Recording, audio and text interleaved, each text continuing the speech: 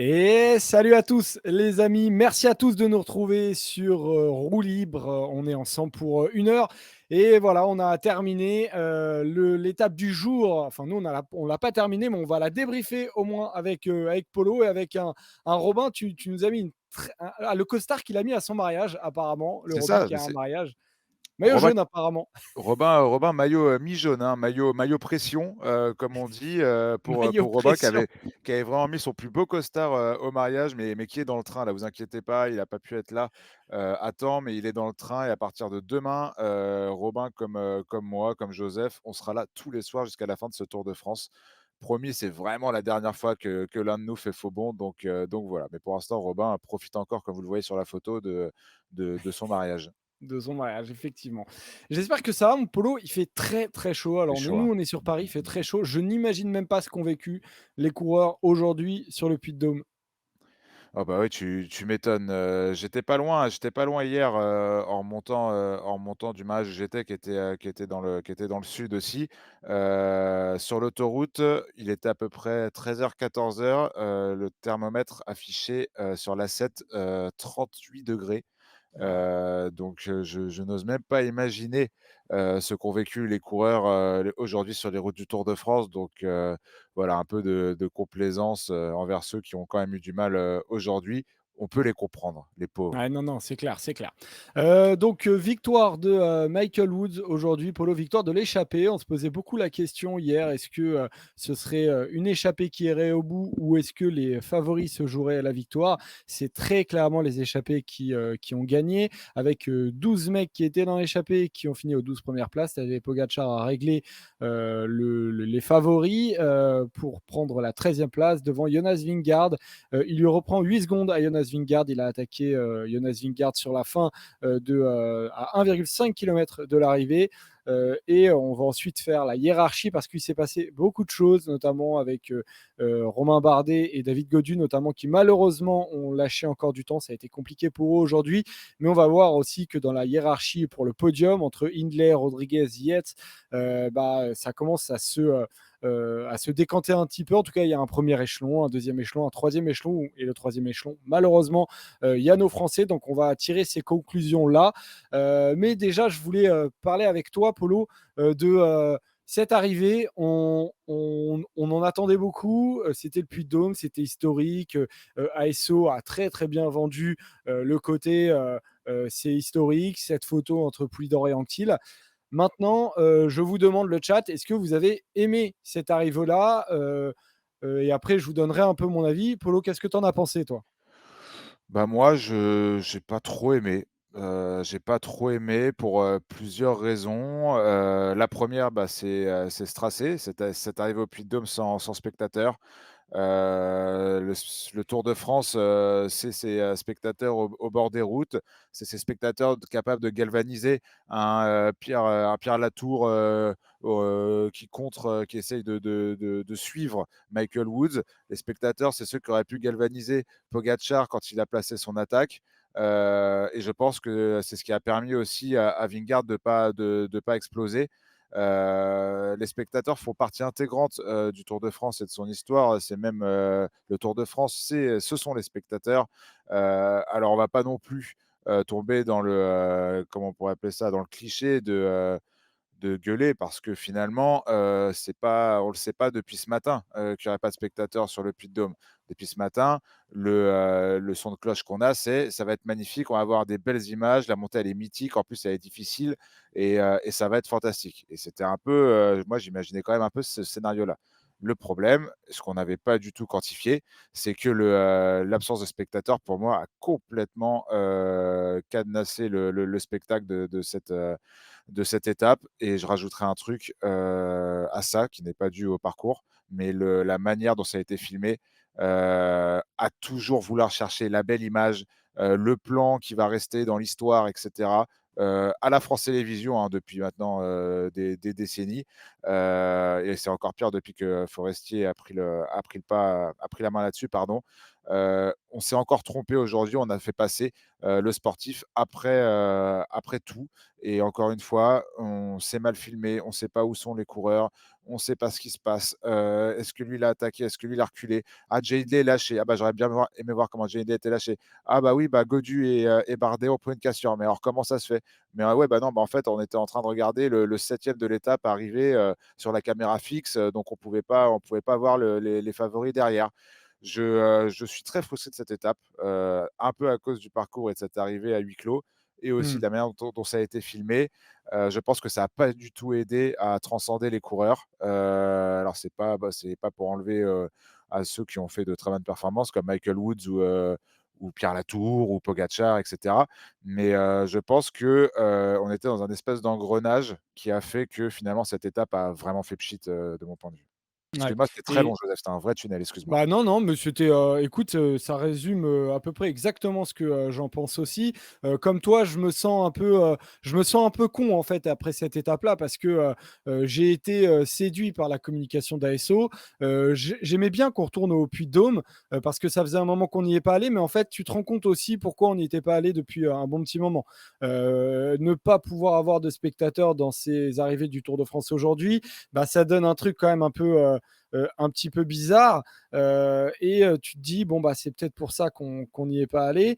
Et après, je te suis entièrement sur la réalisation, d'autant plus que le problème de Forestier, en fait, ça a été le réalisateur de France Télé, ça a vraiment été que en fait il y ait deux échelons dans la course. À la limite, si on avait que les Bien sûr. favoris qui se battaient pour la victoire, en fait, le réalisateur de France Télé, il aurait été concentré sur un truc. Et à la limite, ça aurait un peu limité les dégâts. Mais alors là, il a été complètement débordé et on a tué. On savait pas du tout ce qui se passait dans le Non, mais peloton. Woods est sorti de nulle part. Je suis entièrement d'accord avec toi. C'était très mal filmé. En plus, c'est pas comme si les motos avec les caméras étaient présentes. Donc c'est vrai que ça a été très mal filmé et que ça n'a pas aidé. Maintenant, moi, je me sens mal à dire que ASO n'aurait pas dû y aller parce que j'étais content d'y retourner au Puy-de-Dôme. Maintenant, je me pose la question, est-ce que on doit y retourner encore et comment utiliser ce Puy-de-Dôme pour que il entre un peu dans la manière avec laquelle on fait du vélo aujourd'hui parce qu'on ne peut pas emmener spectateurs dessus de toute façon parce que aujourd'hui c'est plus possible de toute façon. C'est trop dangereux de faire monter les voitures, etc. Voilà, je me demande, non, justement, le Raph dans le chat qui me dit trouve pas d'excuses à Forestier, je lui en trouve aucune, mais justement, je me dis à partir du moment où tu peux avoir cette possibilité d'avoir un double niveau de course, tu dois être capable d'y répondre. C'est aussi ton rôle et ton métier. Et là, en l'occurrence, bah, autant quand il y a un niveau de course, il a déjà du mal, mais alors là, c'est devenu catastrophique. Mais bon, voilà, c'est sans spectateur, c'est bien aussi. Franchement, si c'est bien filmé et que tu vois bien le truc, tu peux te mettre dans la course, tu vois. Ça peut faire des belles images, mais là, c'était nul, quoi. Vraiment, j'avais vraiment l'impression de regarder le Tour d'un under et mal filmé. Non, c'était pas bon. Ouais, je suis assez d'accord là-dessus. Bon, apparemment, on est tous d'accord. Maintenant, à savoir comment est-ce qu'on retournera au Puy-de-Dôme, ce sera une vraie question de savoir si oui ou non on peut y retourner. on n'est pas C'est un peu le futur, ça. on n'est pas obligé d'y retourner, tout de suite, hein. Tout de suite, ouais. On a mis 40 ans, Mais si tu y retournes, pour y tu retourner. l'utilises comment? Je sais pas, Bah, ouais, c'est ça qui est dur. pas mal de gens dans le chat parlaient d'un contre-la-montre, pourquoi pas? Le fait est que moi, il y a un truc sur lequel je m'attendais quand même en montant le Puy-de-Dôme, c'est d'avoir un paysage beaucoup plus joli que ce que j'ai vu là. Qu'on ait un espèce de truc un peu en apesanteur par rapport à la course, d'un truc qui s'élève un peu, d'un truc qui casse un peu avec, le brouhaha du Tour de France actuel et qui rende le truc un peu lunaire. Le fait C'est le ça qu'on fait est que recherche. le fait est que c'est pas du tout, ce qu'on a eu. J'ai pas trouvé ça Voilà. très beau. Le rail à côté, bah, je trouve pas ça joli. Et puis après, bah, il y a eu ce problème de scénario de course où on a eu, à chaque échelon, des moments très importants à suivre qui ont pas aidé, le travail de Forestier. Parce que comme tu dis, même si on ne lui cherche pas d'excuses, il n'a pas été aidé aujourd'hui, notamment par les timings, de la tête de course par rapport au peloton.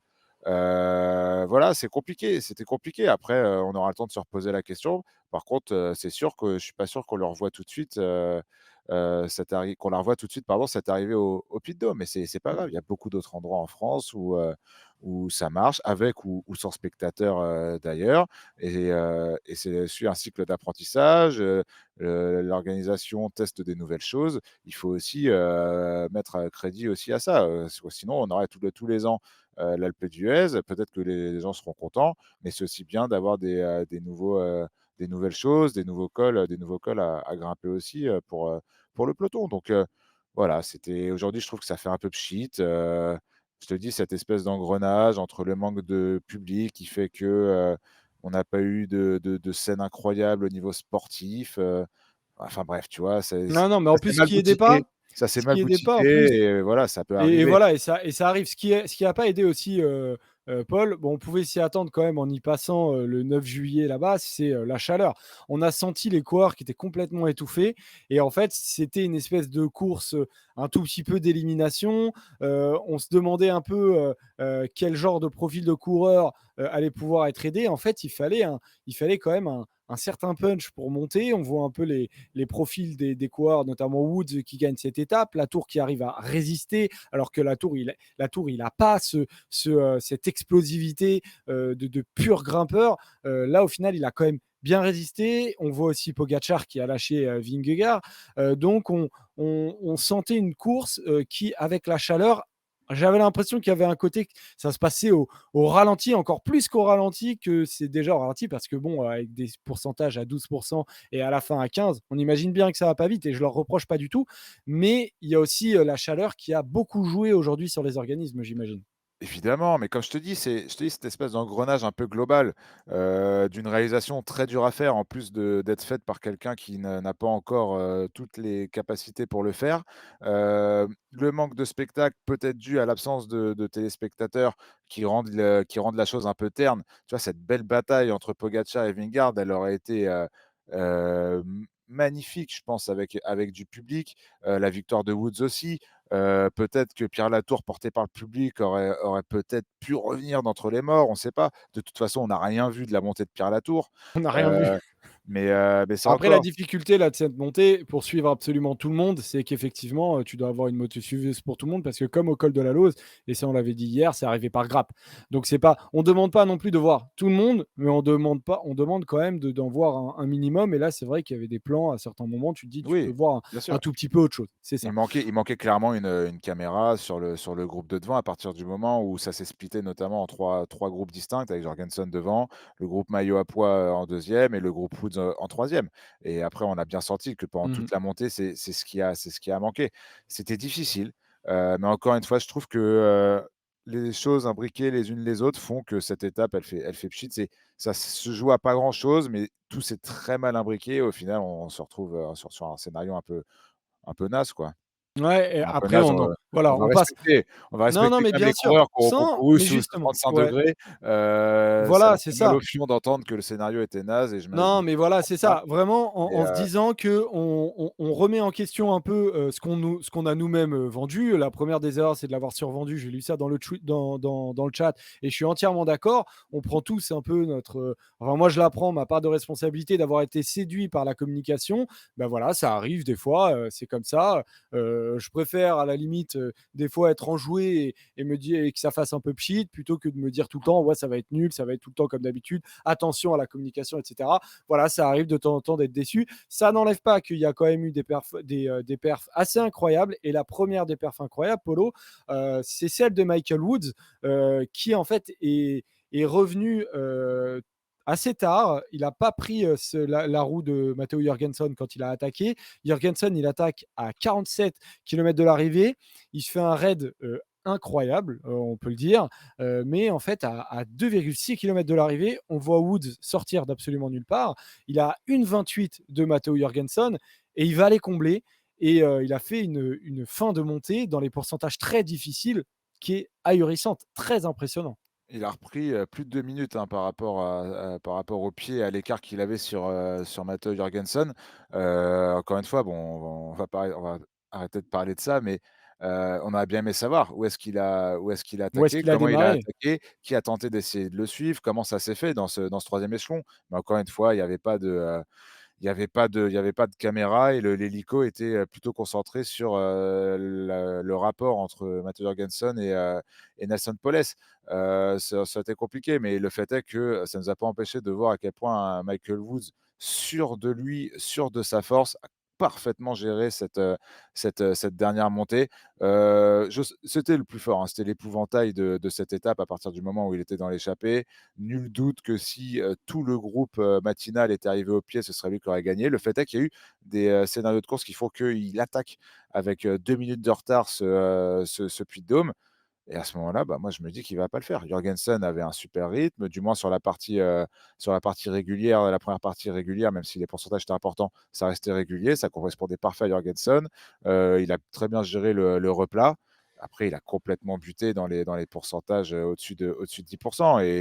Et ça, forcément, c'est compliqué, on ne peut pas lui en vouloir vu le numéro qu'il avait fait. Mais de là à voir arriver un Michael Woods derrière du diable Vauvert, Non, on s'y à la attendait limite, pas. imaginez Mohoric peut-être le reprendre, pourquoi pas? Même si Mohoric démarre peut-être un peu tard au vu de la belle montée qu'il arrive à faire. C'est dommage pour Jorgensen parce qu'il méritait sûrement mieux. Mais là, face à ce Michael Woods-là et la dernière montée qu'il a faite, il y avait vraiment, vraiment, rien à faire. Ouais, il termine à 28 secondes, Pierre Latour. Lui-même disait qu'il aurait peut-être pu démarrer un tout petit peu plus tôt, mais que, en fait, ce qui lui manque, c'est cette giclette pour pouvoir aller chercher l'attaque de Woods et qu'il n'a pas pu prendre sa roue de toute façon. Donc, à la limite, il était très content de sa montée à la fin. Il était presque, on le sentait un peu ému. On la sentait dire, voilà, moi, ça fait longtemps que Total me fait confiance et que je fais de la merde plus qu'autre chose. Moi, il m'a un peu touché, j'avoue, et que là, c'était vraiment pour lui. Au moins, il a répondu présent et on peut féliciter Total, qu'on a pas mal critiqué ces derniers temps, d'avoir fait une très belle étape avec Burgodo aussi, qui a très bien travaillé en doublette. C'était nécessaire d'être en doublette apparemment sur cette étape-là parce que Woods aussi a profité de Boivin qui a lancé la bagarre devant à 60 km de l'arrivée pour finalement finaliser tout ce travail. Donc Matteo Jorgensen aussi a utilisé Gorka Izagirre pour sortir. Donc il fallait être en doublette. C'est dur quand même pour Matteo Jorgensen, mais on a senti à la fin, il a explosé sur le dernier kilomètre, sur les deux derniers même, on va dire, dans les pourcentages difficiles. Il termine à 36 secondes de Woods, mais il a quand même, Matteo Jorgensen, Polo, fait une sacrée étape, quoi. Il a fait une sacrée étape. Après, c'est le Matteo Jorgensen qu'on a sur ce Tour de France. Un Matteo Jorgensen qui n'est pas à son meilleur niveau, je dirais. Ouais. Il est héroïque aujourd'hui. Il fait une étape magnifique en anticipant, en faisant une belle montée. Mais on a déjà vu Matteo Jorgensen plus fort que ça. Et c'est un peu la frustration que j'ai avec Jorgensen depuis le début de ce tour, qui n'est pas facile hein, pour la Movistar, de devoir se remobiliser après que le plan Henrik Mas soit tombé à l'eau.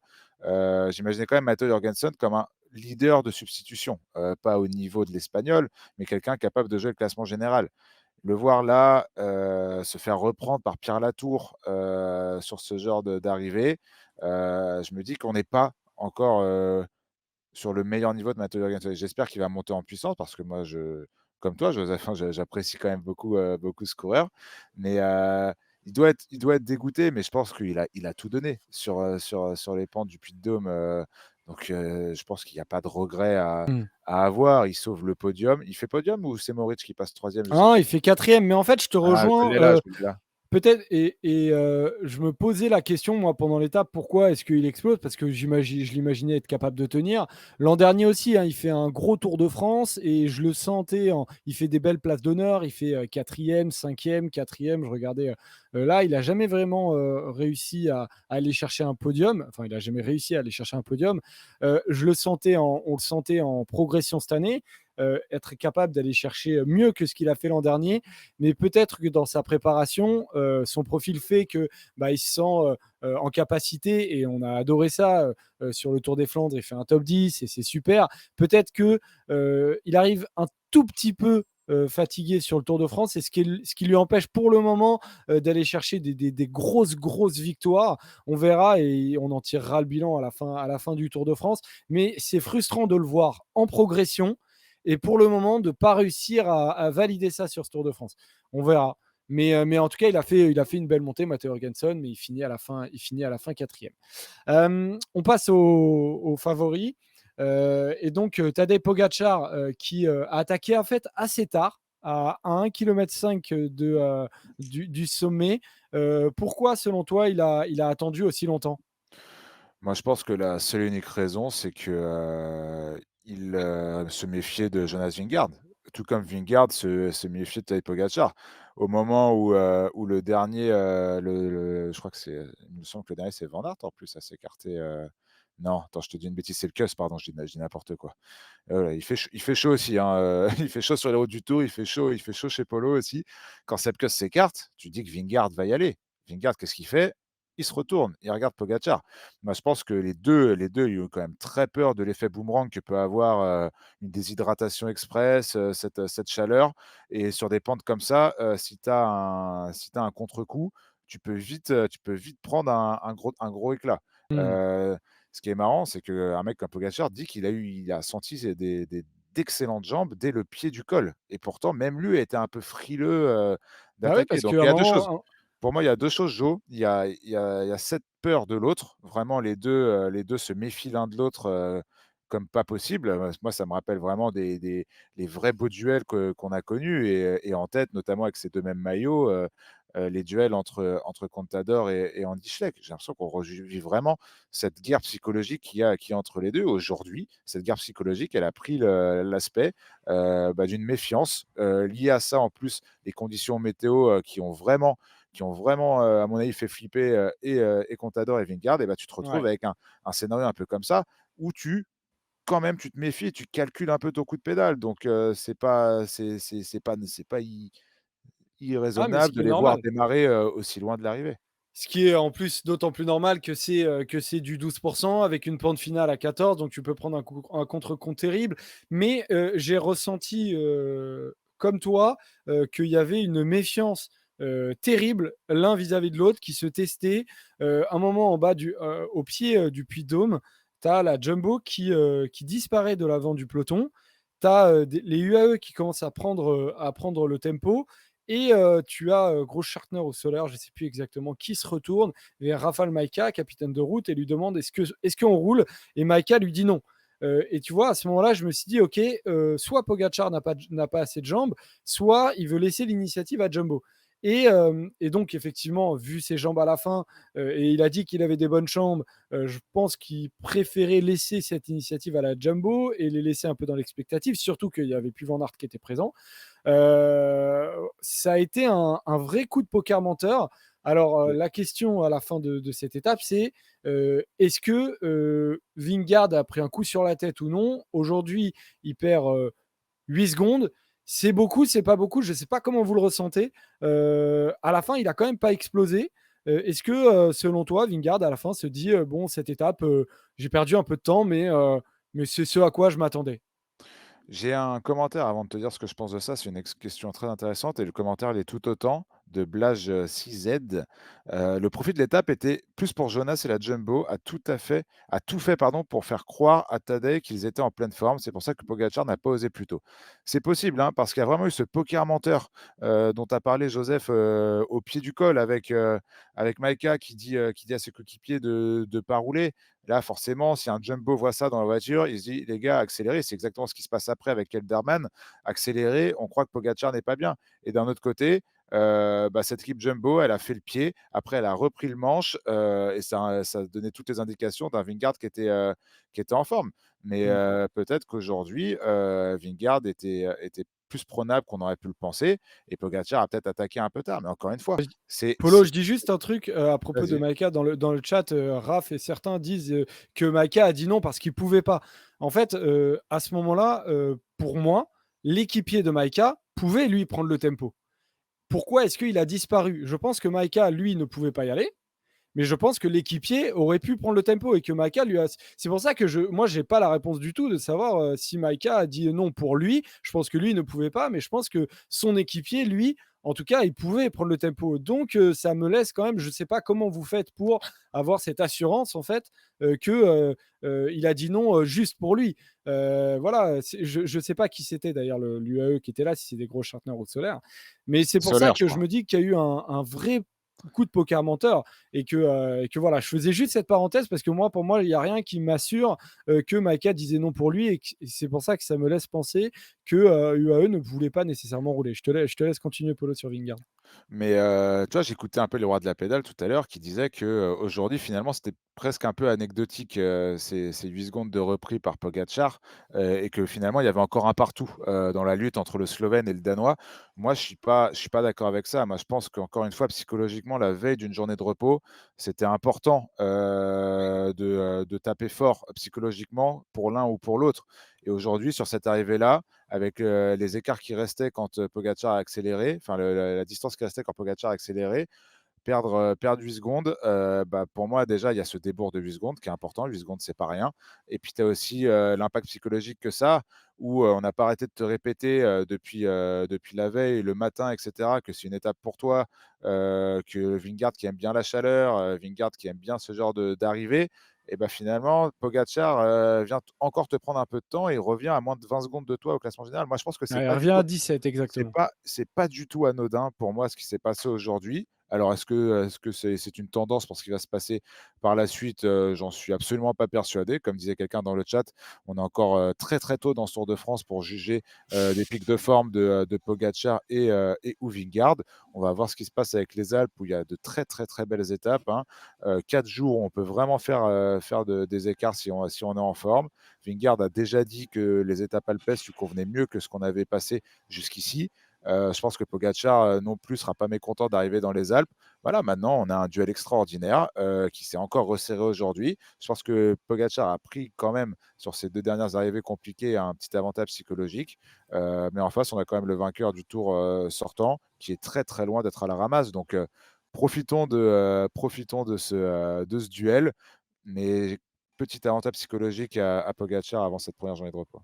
Ouais, j'ai lu un Lafrite qui dit dans le chat UAE, ils se sont cachés durant toute l'étape. Fait intéressant, les UAE se sont mis en troisième rideau derrière les Bora et les Ineos. Je trouvais très difficile de lire la tactique entre UAE et Jumbo. Bah, je suis assez d'accord, moi aussi, pour Pogačar est resté aujourd'hui. dans la route Vingegaard. Voilà, la Voilà. tactique, c'était ça. J'ai regardé sur les 20 derniers kilomètres, Pogačar ne lâche pas la route Jonas Vingegaard.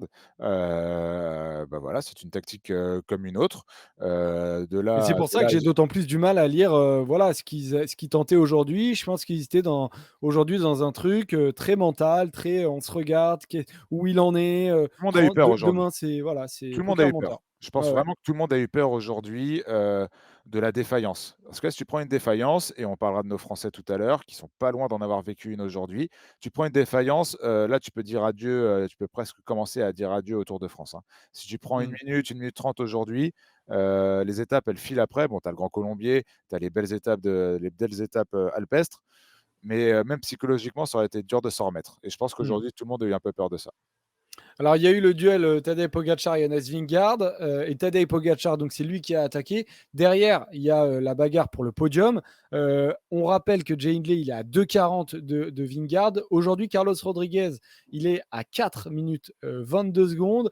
Juste derrière lui, il y a Adam Yates à 4 minutes 39 secondes. Et Simon Yates qui est à 4 minutes 44 secondes. On parlera après de Thomas Pidcock, hein, qui est présent et qui met aujourd'hui 30 secondes à David Gaudu, par exemple, qui est un peu la surprise de Stop 10. Mais Carlos Rodriguez, du coup, aujourd'hui, il a quand même pris 10 secondes à Jay Hindley. Et, euh, et là encore, la réalisation de l'étape de Cotteret, notamment, ne nous permettait pas vraiment de le savoir. Mais à un moment, Carlos Rodriguez a lâché Jay Hindley.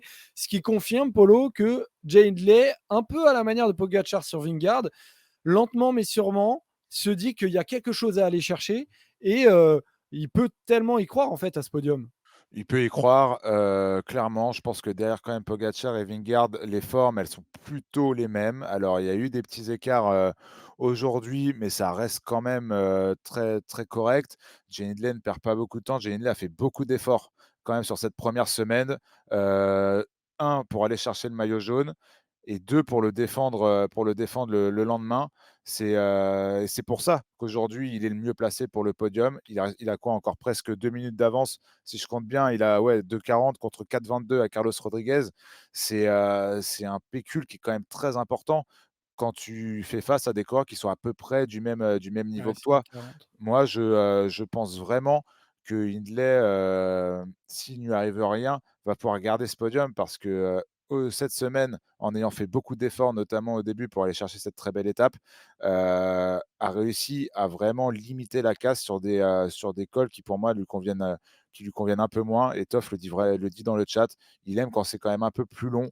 On va pas vous rappeler ce qu'il a fait en Italie sur des cols vraiment, un peu plus longs comme ça. Et il va retrouver ça dans les Alpes ou sur certains Mmh. cols des Alpes. Donc Hindley, sans dire qu'il est en maîtrise parce que c'est un bien grand mot, Hindley pour l'instant, gère, on va dire ça, on va dire qu'il gère face à la concurrence, britannique et les Ineos aussi avec Carlos Rodriguez. Donc pour l'instant, Alors pour j'ai moi, tout peut-être va bien fait pour un l'Espagne, hein. quiproquo apparemment dans ce que j'ai dit. Je sais pas trop ce que j'ai dit, mais apparemment j'ai remplacé Hindley par Rodriguez. Mais en tout cas, c'est effectivement Rodriguez qui peut rêver au podium et qui a fait et qui il y a à Cotteret à un moment lâché Hindley et Hindley a été ramené par Simon Yates. Mais ça, on l'a pas vu à l'antenne. C'est pour ça que je parlais de la réalisation. Juste à noter, on a eu un affrontement il n'y a pas si longtemps que ça de Carlos Rodriguez avec Jay Hindley sur un contre-la-montre notamment. C'était au Critérium du Dauphiné qui n'était pas tout plat quand même. On rappelle la deuxième partie était en montée et Carlos Rodriguez avait pris 1 minute de retard sur Jay Hindley. Voilà. Le chrono qui avait été gagné par Michael Bierg. Donc il y Ce a un sera différent avantage quand quand même même. à Hindley. Comment? Ce sera différent quand même. Là, on est vraiment Sûrement. sur un chrono, montagne, enfin, presque montagne. Et puis c'est la Je forme, on le sait, à ces moments-là qui et là, fait la grosse différence. c'est la forme et les capacités de grimpeurs, je pense qu'ils joueront vraiment, sur ce chrono en début de 3e semaine. On verra, on aura tout le temps de voir. Déjà, passons les étapes compliquées de la fin de semaine là, avant de penser au chrono. Jay Hindley va avoir quand même quelques jours pour rester un peu au chaud, peut-être se refaire un peu la cerise avec une première semaine vraiment éreintante, pour lui.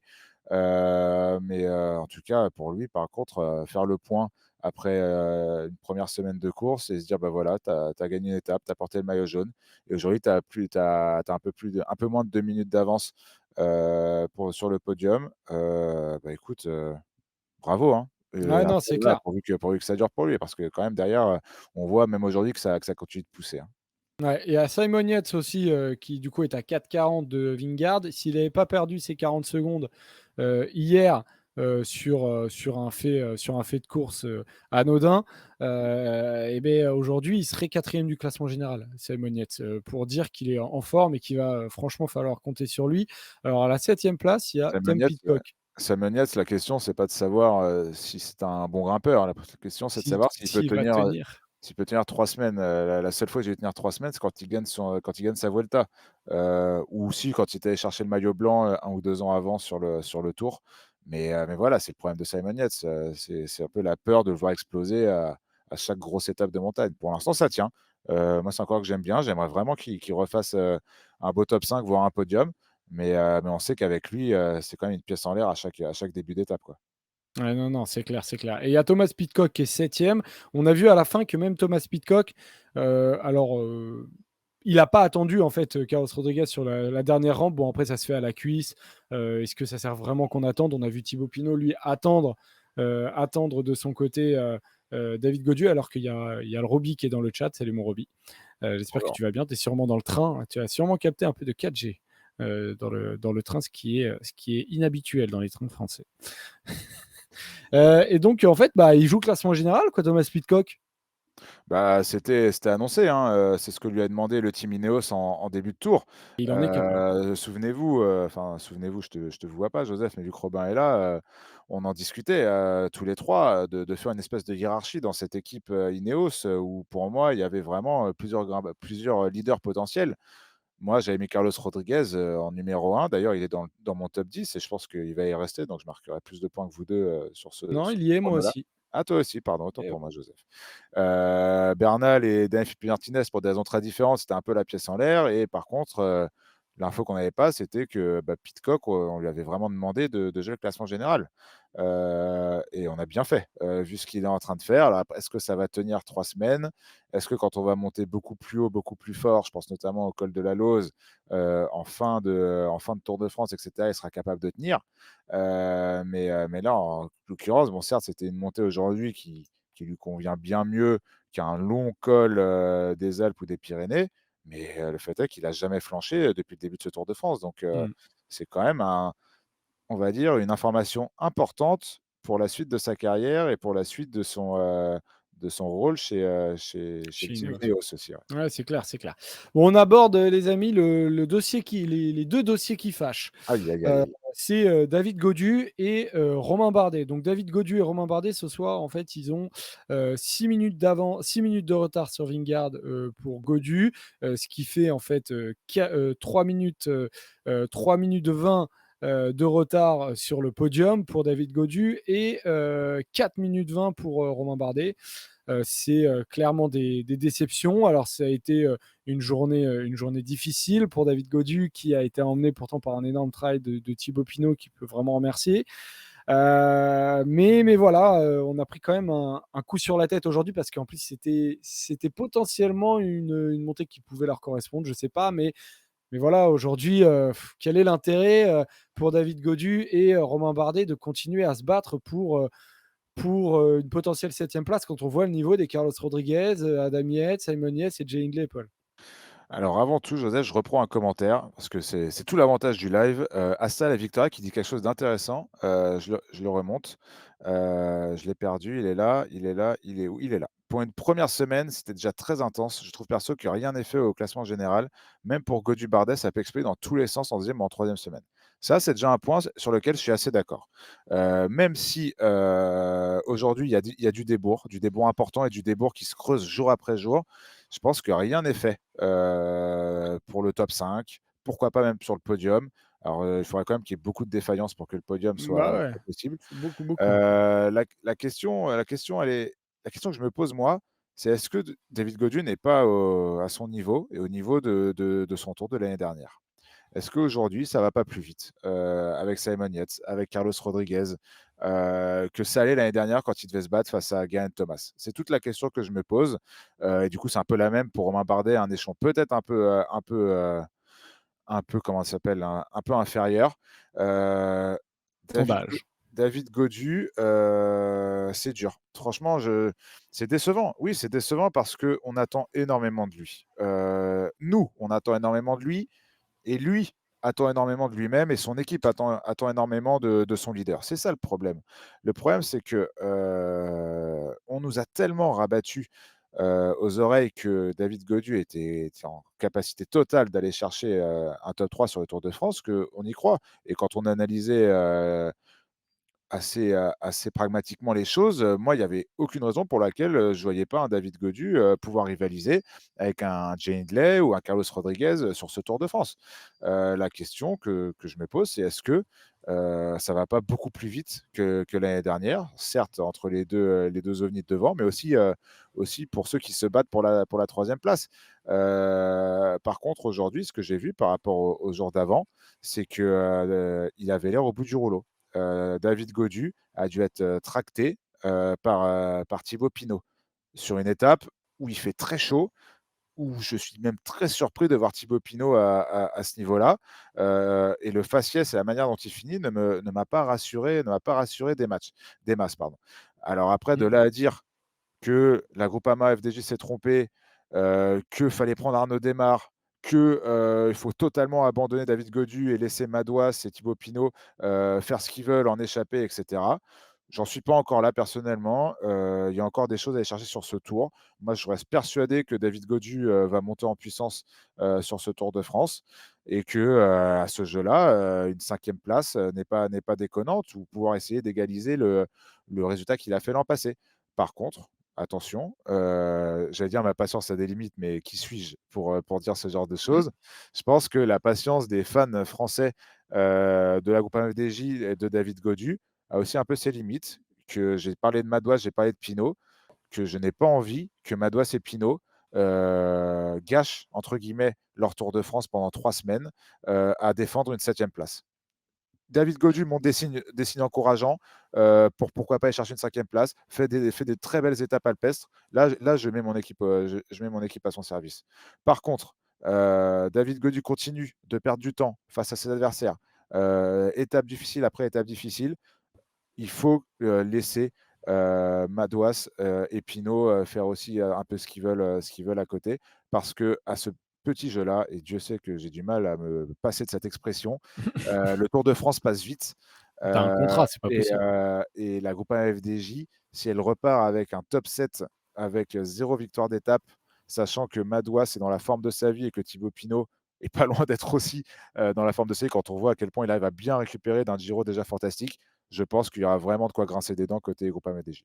Ouais, moi, je suis trop frustré. Franchement, oui, c'est dur ce soir de dire que la Groupama s'est trompée, mais franchement, moi, je le dis parce que ce soir, on a un David Gaudu qui est trop loin en général pour moi pour aller chercher un podium.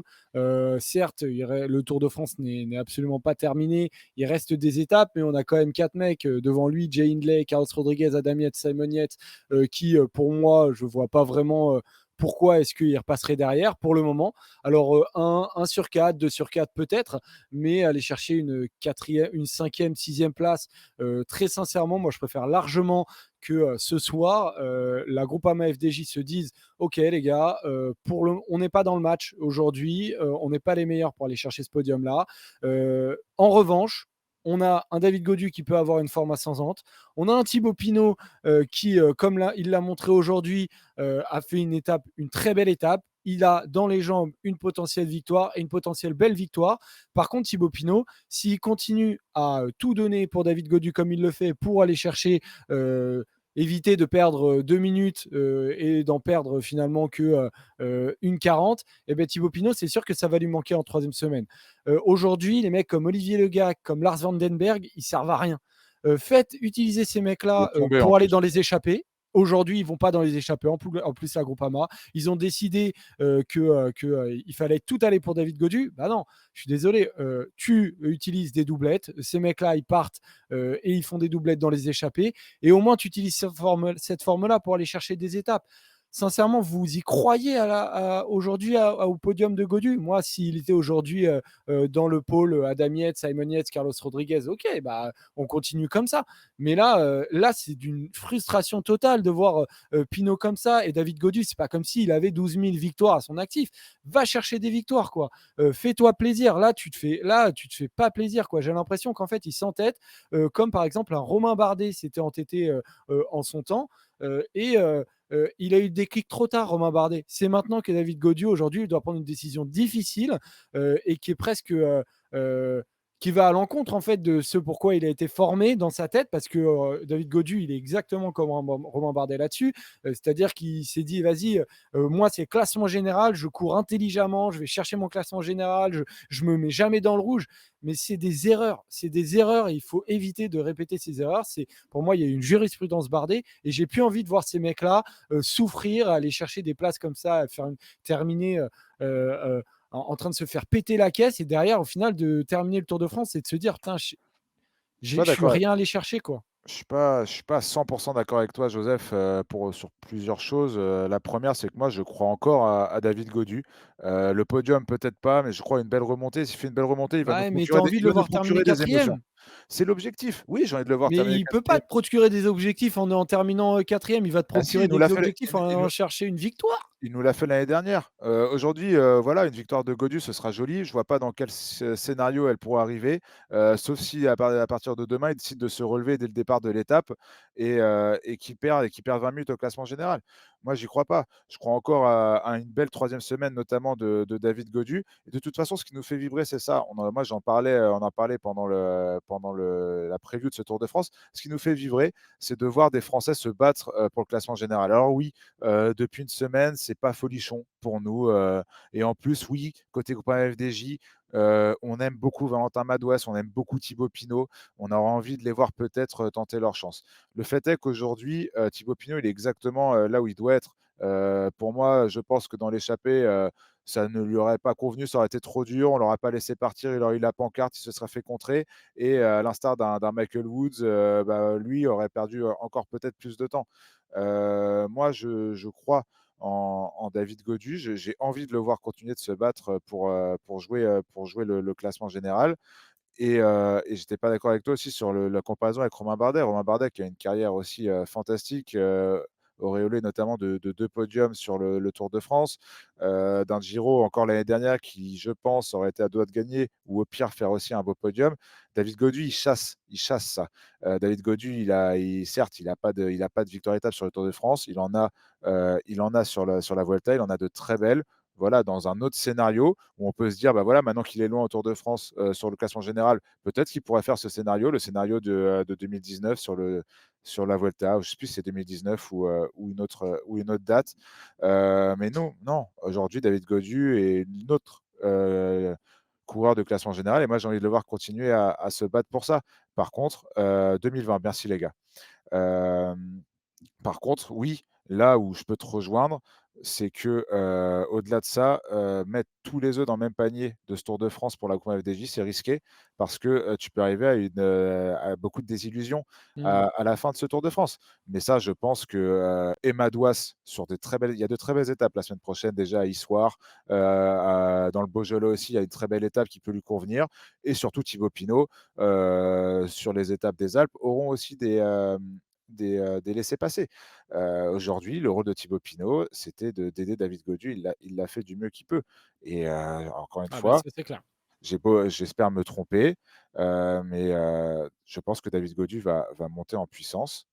Et surtout, je pense que Madouas et Thibaut Pinot ont leur carte à jouer. Encore une fois, je le répète depuis le début de ce Tour de France, la Coupe FDJ, c'est trop facile ce soir avec Thibaut Pinot qui a cramé des munitions pour Gaudu, avec Madouas qui a aussi fait un énorme taf, etc., qu'on n'a pas trop vu à son avantage, qui a raté l'échappée, etc., et David Gaudu perdre du temps. C'est trop facile de dire qu'il fallait ramener Arnaud Démare, que Marc Madiot est un branquignol et que David Gaudu n'est pas un leader. Euh, Non, non, non, mais je suis d'accord avec toi. C'est trop facile de dire ça. Mais moi, ce que je veux aujourd'hui qui se passe, c'est de se dire bon, bah voilà, on a fait ce choix-là. Et j'étais le premier, en fait, au début du Tour de France, à part pour Arnaud Démare. Moi, j'étais pas d'accord, mais à la limite, voilà, c'est fait, c'est fait. Mais je comprenais le choix de dire bon, si on veut que David Gaudu aille chercher une grosse place au général, il a besoin d'avoir une équipe qui est totalement avec lui, d'avoir ses potes. Bon, ok, c'est le choix. Mais aujourd'hui, je dis pas que ça a été nécessairement une erreur. L'erreur, en fait, il n'y a même pas d'erreur. C'est juste que pour le moment, David Gaudu, il n'a pas les jambes pour aller le chercher, malheureusement. Donc, je demande à ce qu'on reconsidère un peu les objectifs et la manière avec laquelle on fait briller cette équipe. mais tu veux Ça me ferait reconsidérer chier. quoi du coup? Bah, je veux Pinot, reconsidérer aujourd'hui. Moi, je pense que d'ici au Grand Colombier, d'ici au Grand Colombier, David Gaudu, il doit lâcher du temps. Il va y avoir 3 étapes. il est septième à 1 minute 30 de la Mais 5e c'est place. tellement hypothétique aujourd'hui qu'il aille chercher ce C'est podium. hypothétique une victoire d'étape aussi, dans ce Bah cas-là. beaucoup. Mais ouais, mais au moins tu es actif. Au moins tu vas chercher quelque chose. Tu peux Et je être vois pas l'intérêt d'aller chercher une quatrième place Tu peux aujourd'hui être de actif en cette jouant le manière. classement général. Regarde Jay Hindley. Moi, si j'ai un truc à reprocher à David Gaudu à cette groupe Ah bah, il a été AFDJ, offensif. c'est de pas c'est de S'il part pas devant, c'est de ça me pas va, être hein. offensif. Mais jamais David Gaudu doit se relever alors qu'il est septième du classement général. La groupe AFDJ a ses armes pour jouer les victoires d'étape. Ils auront les laissez-passer, les bons de sortie. Si David Gaudu lui-même décide d'avoir un Tour de France différent et de jouer les victoires d'étape, peut-être. Mais on ne doit Mais pas au lui moins, au reprocher moins ça. qu'on mette pas, au moins effectivement qu'on mette pas toute une tactique d'équipe pour lui. Je suis d'accord, ne pas se relever potentiellement pour Godu, mais lui laisser la moitié de l'équipe. Mais derrière, au moins de laisser ses équipiers, notamment Pinot, de faire un peu des trucs de leur côté, quoi. Mais ça, ils peuvent le faire. Thibaut Pinot a ses bons de sortie et Madouas, on l'a déjà vu, a ses bons de sortie aussi pour tenter les arrivées compliquées et même aujourd'hui, il avait un bon de sortie visiblement pour aller dans l'échappée et crois-moi que cette semaine, comme je te disais, que ce soit Issoire ou dans le Beaujolais, il aura des bons de sortie sur des étapes qui peuvent parfaitement lui convenir. La question, c'est de savoir comment David Gaudu, lui, au niveau physique, va évoluer sur ce Tour de France. Moi, c'est la seule chose que je veux voir. Si à la fin des Alpes, David Gaudu reste à une septième, huitième place, oui, ce sera frustrant, surtout si Madouas et Pinot n'ont pas gagné d'étape. Mais par contre, si Polo a pris un billet de Madio, Oh putain! Et ils sont puissants du côté de la Groupama FDJ, c'est incroyable. Bon, normalement, on est de retour, les amis. Bravo. Incroyable. Bon, du coup, on a fait un peu le tour de toute façon sur ce débat autour de Godu et de Pinot, mais ça a été une étape quand même compliquée. Et pour Romain Bardet aussi, on verra ensuite, en tout cas la Juste une prochaine. dernière chose, Jo, tu as raison de conclure parce qu'on a fait long dessus, mais juste une dernière chose sur la Groupama FDJ. Si je suis, tendre avec eux, c'est parce que j'ai envie de les voir performer. Bah évidemment. On est les plus grands supporters, de la Groupama FDJ, pas que de Thibaut Pinot, de toute cette équipe, qui nous procure des émotions depuis des années, que très peu d'autres Français arrivent à nous procurer. C'est pour ça qu'on a envie de les voir briller. Moi, c'est pour ça les commentaires, c'est pour ça que je prends un peu la défense de David Gaudier aussi, parce que les commentaires terribles qu'on voit sur lui depuis 2 3 jours m'exaspèrent au plus haut point. Je trouve que c'est de l'irrespect pour le coureur et de l'irrespect pour cette équipe qui fait aussi du mieux qu'elle peut. Alors certes, il y a des choses à revoir, tout n'est pas parfait, de la création de l'équipe peut-être jusqu'à la manière de courir, mais merde quoi, on est leurs premiers supporters, nous Français, d'une équipe ancrée française comme ça, avec des leaders français, des coureurs capables de performer sur le Tour de France qui sont français. Voilà, c'est pour ça, moi je les soutiens à fond. J'espère que la roue va tourner pour eux, mais voilà, soyez avec eux parce que le meilleur soutien qu'on peut leur apporter pour qu'ils performent, c'est vos commentaires, vos messages. C'est pas de les défoncer, chaque soir Non, dès mais bien qu'ils sûr. gagnent pas une étape ou qu'ils ratent une échappée ou qu'ils sélectionnent pas votre coureur préféré, quoi. Non, mais bien sûr. Non, mais en plus, je pense qu'on n'a pas à avoir peur non plus d'analyser des situations et de dire, voilà, juste, on n'est pas d'accord avec ce choix, sans autant manquer de respect aux coureurs. Moi, je dis pas qu'aujourd'hui, c'est scandaleux que Gaudu Non, ne mais bien tienne sûr pas. Je et dis, nous bon, et comme on bah, l'a face à fait cette performance-là, peut-être qu'il faut réanalyser les choses. Je pense que c'est 2 trucs totalement différents. Voilà, on n'aime pas taper sur Gaudu, bien au contraire. Et derrière, nous, on dira jamais que Gaudu est un petit coureur, comme tu le dis, observateur. Je suis vraiment pas d'accord avec ça. C'est juste un coureur, voilà, qui donne le meilleur de lui-même. Et voilà, quand on est un petit coureur, quand on est 7e du Tour de France avec le Puy-de-Dôme, je pense qu'il n'y a pas beaucoup de grands coureurs à ce moment-là. Mais voilà, vous taillez fort aussi quand c'est des coureurs pas FR. Bah ouais, Blatif, non, mais c'est exactement ça. Moi, je pense que faut être pareil avec tous les coureurs. Alors, il y en a qui nous diront qu'on est pro Godu, d'autres anti Godu, d'autres pro Groupama, qu'on les suit trop, pas assez, qu'on est trop chauvin, pas assez chauvin, quand on analyse, on manque de respect. Bon, c'est un peu le jeu de toute façon quand on analyse les étapes. Et puis voilà. Après, et ça certains nous aiment, a pas certains aiment pas. Derrière, au moins on en parle et on kiffe c'est le ça. vélo tous ensemble. Et ça nous empêche pas de dire que si Gaudu joue un triste top 7, qu'on sera déçus et que ce sera une terrible contre-perf et qu'il faut Bah ouais, surtout c'est pas parce que ce sera qu'il la emmène vérité. tous ses coéquipiers avec lui. Voilà, ça aussi Non, on mais est c'est ça. capable de le dire, c'est ni plus ni moins que ça. On n'a même pas parlé de Romain Bardet qui fait ce qu'il peut lui aussi, et sur lequel pareil, on a pu voir des commentaires un peu cata donc écoute, moi, encore une fois, David Gaudu, on verra à la fin du tour et il y aura peut-être des ambitions à revoir à la baisse ou des commentaires à faire sur la construction de l'équipe, sur les rôles et cetera. Pour l'instant, on n'y est pas et je pense que chacun a fait ce qu'il peut, notamment aujourd'hui sur une étape très, très compliquée. Mmh. Tu avais mis, comme moi, Romain Bardet, Polo, dans la Fantasy Discord. Ouais, Donc, bah, on a pris 26 points. Et Robin, lui, dans le train, n'avait pas assez de réseau, a oublié de mettre son pari. enfin, il Du est pas dans coup, le train depuis hier soir non plus, Robin. Il est et peut-être, du coup, tu repasses devant lui. Il est allez, un peu plus loin. Donc, je suis 198e, tu es 246e et lui, il est un peu plus loin. Du coup, il met autant de points que le coureur. Donc voilà. Au classement général, Clément, tu restes premier. Donc, félicitations à toi. Et derrière, on a Louis qui prend la deuxième place. Merci Toff pour le classement. Sur les classements annexes, ça ne bouge pas trop en termes des porteurs de maillot. Maillot jaune pour Jonas Vingard, maillot blanc pour Tadej Pogacar, maillot vert pour Jasper Philipsen et maillot à pois pour Nelson Poles qui a pris l'échappée, mais on l'a senti quand même. Il butait un peu en termes pour être un pur grimpeur. Il prend quelques points par-ci par-là. Aujourd'hui, il a lâché quand même pas mal d'énergie pour peu de points, mais au final, il en marque quand même. On verra s'il arrive à conserver ce maillot à pois. Je ne suis pas le plus optimiste pour lui, mais en tout cas, il continue à faire ce qu'il faut de son côté avec son profil c'est un pour. incroyable coureur. C'est un Moi, incroyable coureur. je Franchement, on l'adore. l'aime beaucoup. Voilà. Un mec qui fait des top 10 de Flandrienne, qui arrive à tenir, ce qu'il fait en montagne, ce qu'il avait fait déjà sur l'Alpe d'Huez l'an passé et ce qu'il arrive à faire encore en montagne cette année, moi j'adore Nelson Poles. Alors il va falloir qu'il, peut-être qu'il vise un peu plus, certains objectifs. Là, j'ai l'impression que ce maillot à pois va lui peut-être l'empêcher d'aller chercher des étapes. Le Tour est encore long, encore une fois, si ça vaut pour Gaudu, ça vaut pour les autres. Mais en tout cas, j'adore la manière de courir de ce gars-là, Est-ce qu'il doit pas pas avare en lâcher le effort. est-ce que Polo, est-ce qu'il doit pas lâcher l'objectif du maillot à pois pour aller chercher des étapes? Non, je rigole, Ouais. je rigole. Je rigole mon Polo, Et t'inquiète là, pas. il peut le garder encore quelques temps, hein, le maillot Ah à mais pois, oui, hein. je rigole, il a raison, Donc, qui donne tout dans qui se dépouille comme il continue à le moi faire, ça me il va parce que régale en tout cas. je l'ai dans ma fantaisie Tour de France, il me En rapporte quand plus, même, beaucoup de points depuis le début de ce tour. en plus. Du coup, demain, on a journée de repos. Et après-demain, on va vers Issoire. C'est une journée avec quand même pas mal de dénivelé. On a un profil qui est plutôt pour baroudeur. Genre, si par exemple un petit Rémi Oui, oui. Cavagna va gagner, voilà, je suis pas contre. Je suis pas contre. Madouas, tu vois, on parlait de Madouas. Madouas, Cavagna, on a des petites, voilà, on parle des Français, mais il y en a beaucoup. Kasper Asgreen aussi peut espérer quelque chose. On verra, mais il y a un début d'étape aussi qui peut permettre de créer une belle échappée. Retour de journée de repos. En général, on a un peu peur de ne pas avoir les jambes. On verra comment la Jumbo gère un peu l'échappée, mais il y a une possibilité pour qu'il laisse partir en se disant bon, on laisse un peu à nos coureurs la possibilité de se refaire. Il y aura le prochain gros rendez-vous, c'est le vendredi 14 juillet. Ce sera au Grand Colombier.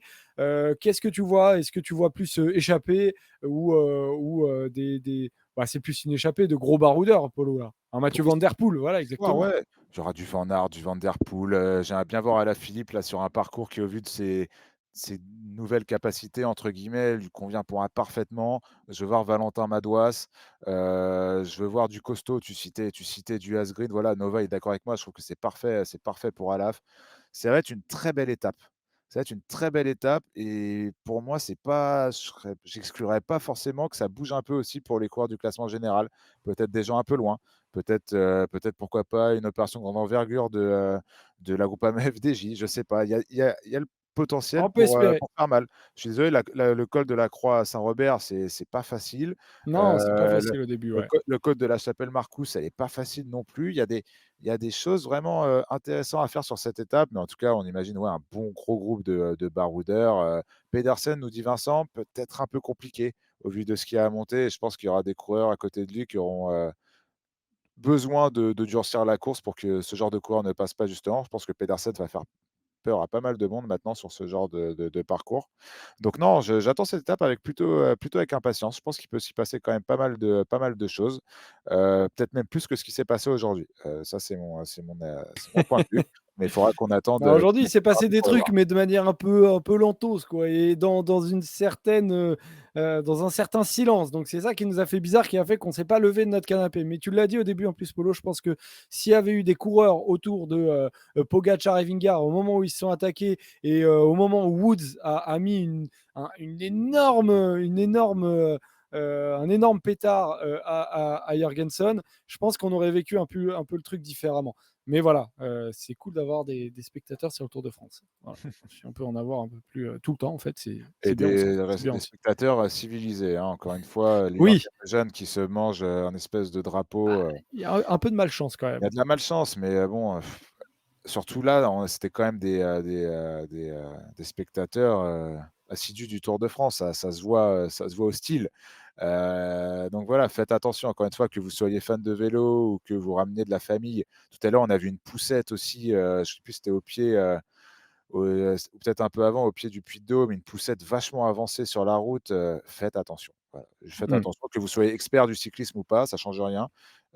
Faites attention et à vous et faites attention aux coureurs surtout. mm. Parce que On vous, termine avec un qui suis-je, Polo? allez rapide Joseph, on est en retard. Bon, tiens, qui suis-je? On va pas mettre trop de temps, C'est vrai, c'est vrai, c'est vrai, c'est hein. vrai. Qui suis-je, les amis? J'espère que vous êtes chaud dans le chat. Je suis un coureur. Je suis pro depuis 2020. Je suis actuellement sur le Tour de France. Je suis né en 1997. J'ai pris une échappée sur ce Tour de France. c'était du côté de la Reims. Félix Gall. Ce n'est pas Félix Gall. Mon sprinter a fait 2e d'une étape sur ce Tour de France. Terrada. Terrada, Polo.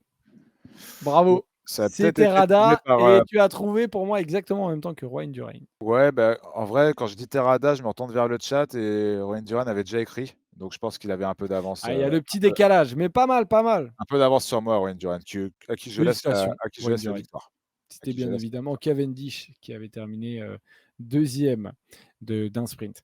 Voilà, on touche à la fin du coup de cette émission, les amis. Donc demain, pas d'émission. On se repose un tout petit peu. Reposez-vous aussi en même temps que les coureurs. Faites une petite sortie, tranquille, allez tourner les jambes. Et puis, du coup, on se retrouvera mardi pour l'étape d'Issoire. Et derrière, il y aura sûrement un sprint le lendemain. Donc, on fera un petit bilan à tête reposée. Il y aura eu les interviews aussi de la journée de repos. Donc, il y aura largement de quoi analyser tout ça. On vous souhaite une très, très belle soirée à tous. Et puis, on se dit du coup à mardi, les copains. On sera notamment sur Winamax à partir de 10h normalement. Donc voilà. On vous remercie tous. On vous fait de gros, gros bisous. Passez une excellente soirée. Salut mon Polo. Salut le chat. À mardi, les gars. Ciao, ciao. Bye.